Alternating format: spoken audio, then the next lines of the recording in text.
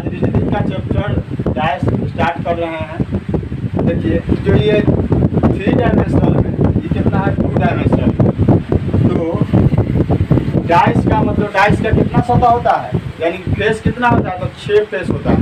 जैसे कि 6 फेस के मतलब हो गया कि एक सतह हो गया, इसके नीचे एक सतह हो गया 2 गो, एक यहाँ हो गया 3 गो, एक इसके बैक में हो गया यानी ये 4 गो, इधर एक हो गया 5 गो, इधर हो गया क्या गो 6 गो।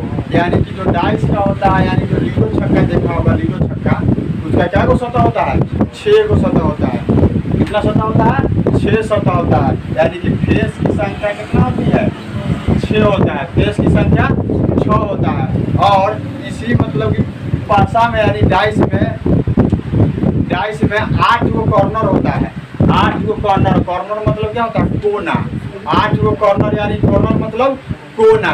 तो कोना मतलब देखो, एक यहाँ पर कोना हो गया, एक यहाँ हो गया 2 कोना, एक यहाँ हो गया 3, एक यहाँ हो गया 4, 4 ऊपर कोना हो गया और 4 नीचे वाला कोना हो गया। 1 2 3 4, यानी कि 4 ऊपर कोना और 4 नीचे कोना। तो 4 ऊपर और 4 नीचे, यानी कि जो डाइस में हो गया से कितना कॉर्नर हो गया, 8 गो कॉर्नर हो गया। कॉर्नर क्या हो गया, 8 कॉर्नर हो गया। कॉर्नर की संख्या 8 हो गया। क्वेश्चन पूछता है कंपटीशन में कि फेस की संख्या, डाइस में फेस की संख्या कितना होता है, तो 6 होता है। कॉर्नर कितने होते हैं, तो 8 होते हैं। लेकिन आपसे पूछेगा कि डाइस में किनारों की संख्या कितनी है। किनारों की संख्या कितना, 12 हो जाएगा। देखो एक किनारा हो गया, ये वाला 2 किनारा, ये वाला 3 किनारा, ये वाला 4 किनारा, यहाँ वाला 5, यहाँ वाला 6 7 8 और 4 नीचे वाला 8 9 10 11 और 12। यानी कि टोटल किनारों की संख्या डाइस में कितना हो जाता है, 12 हो जाता है। टोटल किनारों की संख्या कितना, 12 हो जाता है। जो ये वाला है कितना में, 3 डायमेंशनल में है, एक ऐसे है 2 डायमेंशनल में।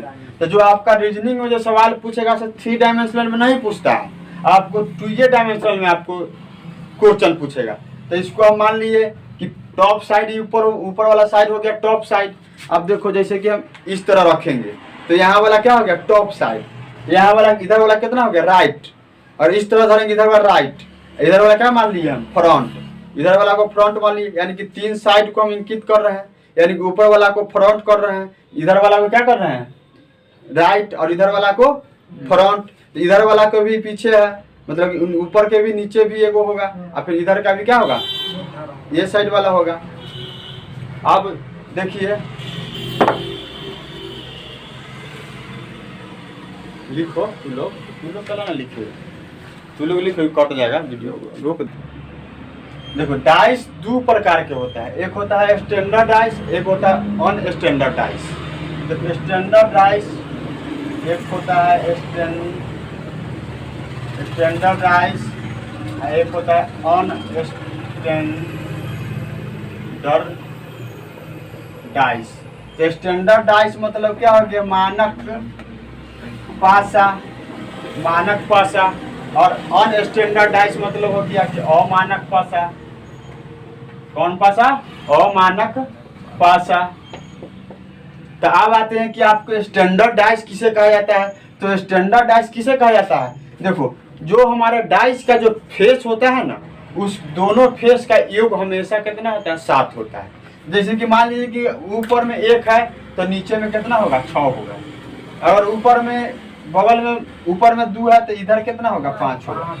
अगर इधर कितना 3 होगा तो इधर कितना होगा, 4 होगा। यानी कि कहने का हमको मतलब यह हुआ कि जो स्टैंडर्ड डाइस होता है ना, उसके दोनों विपरीत में ना, उसका विपरीत आगे और पीछे का योग कितना होता है, 7 होता है। इसी को हम क्या कहते हैं, स्टैंडर्ड डाइस कहते हैं। और जिसका दोनों योग का योगफल 7 नहीं होगा, वो क्या कहलाएगा, अनस्टैंडर्ड डाइस कहलाएगा।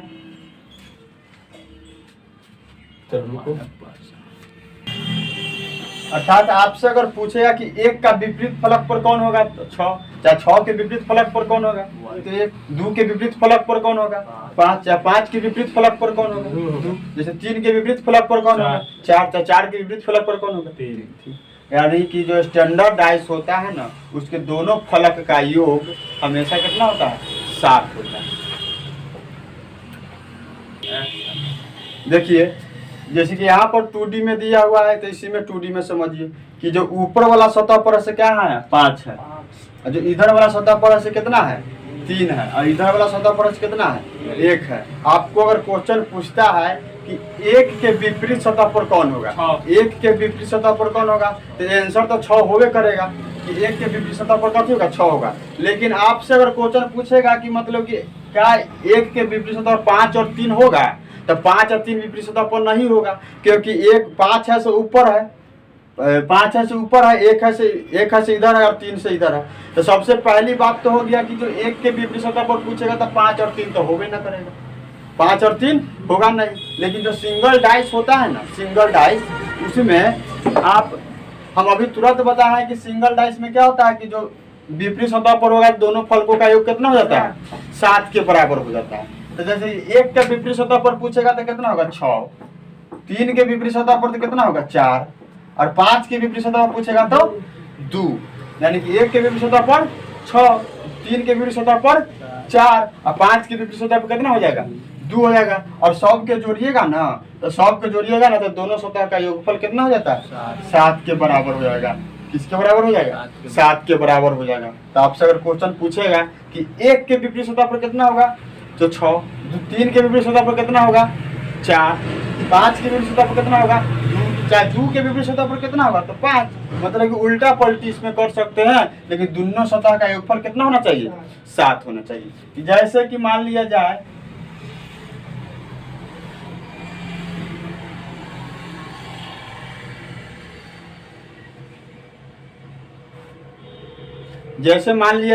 यहाँ पर 2 दे दिए, यहाँ पर 3 दे दिए, यहाँ पर दे दिए कितना? 5 दे दिए, 5 नहीं दे दिए, यहाँ पर दे दो 1, यहाँ पर कितना दे दिए? 1। इस क्वेश्चन में आपसे पूछेगा कि 2 के विपरीत सतह पर कितना होगा, तो 2 के विपरीत सतह पर हमको कितना पुराना है योगफल? 7 पुराना है। योगफल कितना पुराना है? तो 5 हो जाएगा। आप पूछेगा 3 के विपरीत सतह पर कितना? तो 4। आप पूछेगा कि 1 के विपरीत सतह पर कितना? तो 6। यानी कि आपसे पूछेगा कि 1 के विपरीत सतह पर कितना अंक है? तो 6 अंक। 3 के विपरीत सतह पर कितना है? तो 4 है। 2 के विपरीत सतह पर कितना है? तो 5 है। यानी कि जो डाइस में होता है दोनों पट्टी का योगफल कितना के बराबर होता है? 7 के बराबर होता है। चलिए आप लोग तो यहाँ पर बता दिए, आपको क्या बता दिए कि जो 5 के विपरीत पूछेगा तो कौन पूछेगा? कितना हो जाएगा? 2। 3 के विपरीत 4, और 1 के विपरीत 6। तो कौन डाइस हो गया? कौन डाइस हो गया हो? Standard dice. लेकिन इधर वाला क्वेश्चन देखिए, इधर वाले में हम क्या बताए हैं कि पहले इस पर देखिए कि इस तीनों में से कोई भी 2 अंक के जोड़ रहे हैं तो 7 पुर रहा है? नहीं पुर रहा है। इसमें 7 पुर रहा है? नहीं पुर रहा है। लेकिन इसमें देखिए, इस डाइस में कि कोई भी 2 अंक के जोड़ रहे हैं तो 7 पुर रहा है। 6 1 जोड़िएगा तो क्या हो जाएगा? 7 हो जाएगा। तो आपको अगर इसमें पूछेगा कि 1 के विपरीत कितना होगा तो कितना बोलिएगा? 6। लेकिन आपको अगर यही आपसे अगर इसमें पूछेगा कि 1 के विपरीत कितना होगा तो 6 बोलिएगा? नहीं बोलिएगा। क्यों? कि यहाँ तो 7 हमको पुर रहा है। और हमेशा आपको हम बताए हुए हैं कि जो ये वाला ऊपर वाला फ्रंट वाला होता है, जैसे कि हम 1 के विपरीत पूछेंगे तो 6 और 2 तो कन्फर्म है कि 6 और 2 तो होगा नहीं, क्योंकि तीनों 2 क्या फ्रंट पर चला है। तो जब भी होगा तो सबसे पहले देखो कि जो 6 1 है 7 हमको अगर पूरे कोई भी 2 अंक के योगफल 7 पूरे, और आपसे पूछ रहा है कि जो 1 वाला है इसके विपरीत में कौन होगा, तो 1 के विपरीत में आपसे पूछेगा ना, तो आप यहाँ पर क्या हो सकता है? 2 भी हो सकता है, सॉरी 2 नहीं हो सकता है, 2 तो फ्रंट पर है, 3 हो सकता है, 4 हो सकता है, चाहे 5 हो सकता है। लेकिन आपको 6 व 2 तो होगा नहीं। क्यों? ये कब कंडीशन लागू होता है? जब 3 को सतह दिया हुआ रहता है 2D में, तो 2 को सतह का योगफल कितना होना चाहिए? 7 होगा। अगर आपसे कुछ पूछेगा तो कितना हो जाएगा? 1 के विपरीत पूछेगा तो 1 हो सकता है, चाहे 3 हो सकता है, चाहे 4 हो सकता है, चाहे 5 हो सकता है 1 के विपरीत। चाहे 6 के विपरीत पूछेगा तो क्या हो सकता है? 3 हो सकता है, 4 हो सकता है, चाहे 5 हो सकता है। लेकिन ये इसमें कन्फर्म नहीं है 3 4 5 इसमें कन्फर्म नहीं है कि यही अंक क्या होगा, इसके विपरीत होगा। इधर का नहीं है, इधर का पीछे नहीं है। अब देखिए फिर डाइस ले रहा है, तो ऊपरी सतह पर टॉप पर कितना 5 है, राइट साइड लिए 3 और लेफ्ट फ्रंट साइड कितना लिए 2 अंक लिए।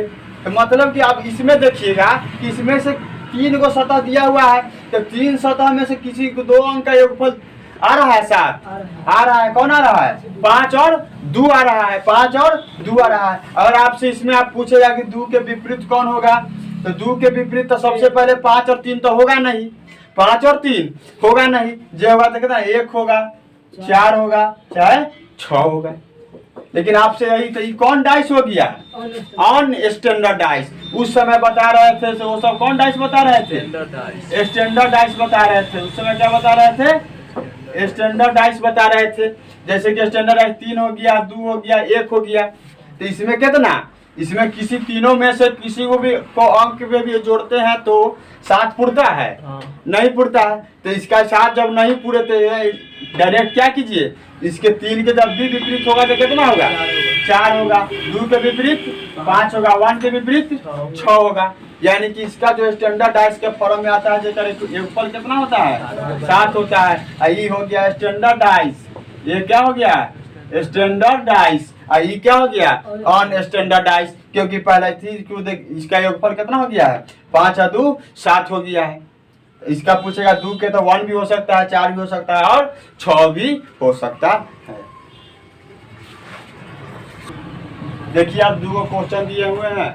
जैसे कि मान लीजिए जब आप इसमें पूछ रहा है पहला क्वेश्चन में कि 4 के विपरीत क्या होगा, तो सबसे पहले देखना है कि तीनों में से योगफल कितना 7 ना पूर रहा है, तो 6 4 के जोड़ेगा 10 पूर रहा है, 6 2 के पूरेगा तो 8 पूर रहा है, और 4 2 के जोड़ेगा तो 6 पूर रहा है। लेकिन आपको 7 नहीं पूर रहा है, तो जब 7 नहीं पूरेगा तो क्या होगा स्टैंडर्ड डाइस हो जाएगा। स्टैंडर्ड डाइस में क्या होता है, जो जैसा रहता है उसके उल्टा मतलब 7 को पुराइए। यानी कि 2 में हम कितना जोड़ेंगे तो 7 पूरेगा, 5 जोड़ेंगे तो 7 पूरेगा, 4 में हम कितना जोड़ेंगे तो 7 पूरेगा, 3 जोड़ेंगे तो 7 पूरेगा, 6 में हम कितना जोड़ेंगे तो 7 पूरेगा, 1 जोड़ेंगे तो 7 पूरेगा। अर्थात इसका कहने का मतलब यह हो गया कि 2 के विपरीत कौन होगा 5, 4 के विपरीत कौन होगा 3, 6 के विपरीत कौन होगा 1 होगा। और इसमें देखिए 4 और 3 कितना 7 पूर रहा है, तो जब 4 और 3 7 पूरा हो गया तो क्या हो जाएगा इसका ऑन स्टैंडर्ड डाइस में आ जाएगा गिनती। और देखो 4 के जब विपरीत पूछेगा तो 4 के विपरीत में 1 भी हो सकता है, 5 भी हो सकता है और 6 भी हो सकता है। लेकिन 4 तीनों क्या है फ्रंट पर है, तीनों क्या है फ्रंट पर है। अर्थात 4 है से ऊपर में है, 3 है से इधर है और 2 है से कहाँ है इधर है। तो इसके विपरीत तो तीनों ना हो सकता है। यानी कि जो 4 के विपरीत पूछेंगे तो 2 और 3 तो नहीं हो सकता है। जब भी हो सकता है तो पीछे वाला, तो पीछे वाला तो क्या है फिक्स नहीं किया गया है। इसीलिए जब 4 और 3 जब 7 पूर जाए तो क्या करो 4 के विपरीत कौन होगा, इसीलिए 1 5 6। यानी कि 4 के विपरीत के लिए 2 और 3 तो नहीं होगा। जो बाकी शेष बचा डाइस में क्या होता है 1 होता है, 2 होता है, 3 होता है, 4 होता है, 5 होता है और 6 होता है। तो जो बच गया से क्या बच गया 1 5 और 6। यानी कि 4 के विपरीत हो जाएगा से 1 5 और 6।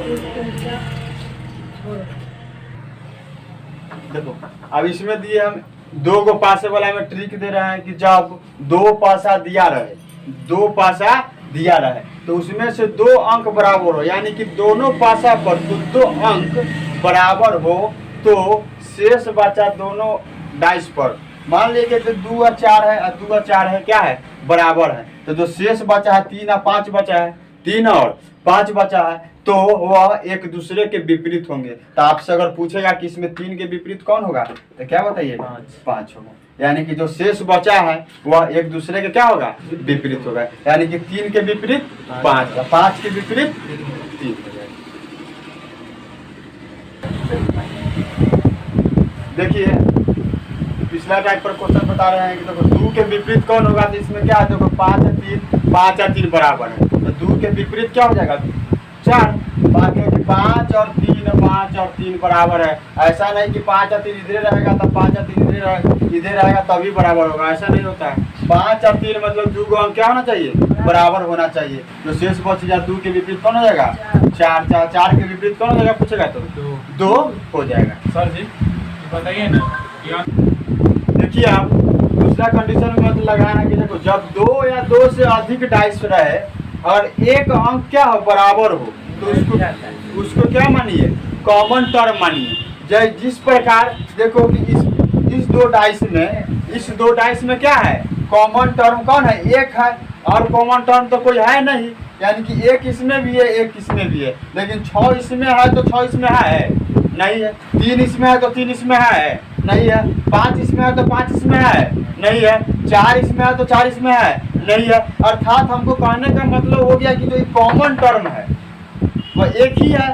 कॉमन टर्म क्या है, एक ही है। तो उस कॉमन टर्म को आप यहाँ पर रखिए, उस कॉमन टर्म को कहाँ पर रखिए, यहाँ पर रखिए। अब इस दोनों डाइस में क्लॉकवाइज चलिए चाहे एंटी क्लॉकवाइज चलिए। अगर चलते हैं, अगर इस डाइस में और क्लॉकवाइज चलते हैं तो इस डाइस में भी क्लॉकवाइज चलना पड़ेगा। अगर इस डाइस में एंटी क्लॉकवाइज चलते हैं तो इस डाइस में क्या होगा, एंटी क्लॉकवाइज चलना होगा। कहाँ से क्लॉकवाइज चाहे एंटी क्लॉकवाइज चलिएगा, तो जहाँ से हम कॉमन टर्म लिए ना वहां से चलना पड़ेगा आपको, क्लॉकवाइज चाहे एंटी क्लॉकवाइज। जैसे कि मान लिए जाइए एक है, एक के क्लॉकवाइज चलेंगे तो एक के क्लॉकवाइज चलिएगा तो इधर चलिएगा, एक के क्लॉकवाइज इधर चलिएगा, और इस एक के क्लॉकवाइज इधर चलिएगा।